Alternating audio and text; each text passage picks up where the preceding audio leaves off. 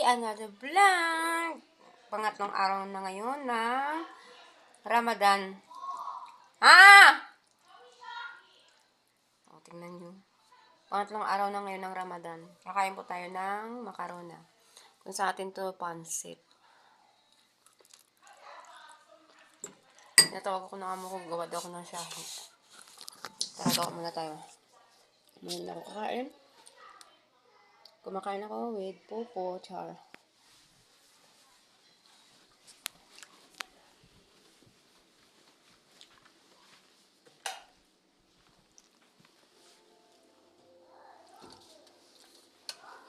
Nagawa po ako ng shahi. Ba't ang laki nito? Saan po na napunta? Dito ko kayo gagawa.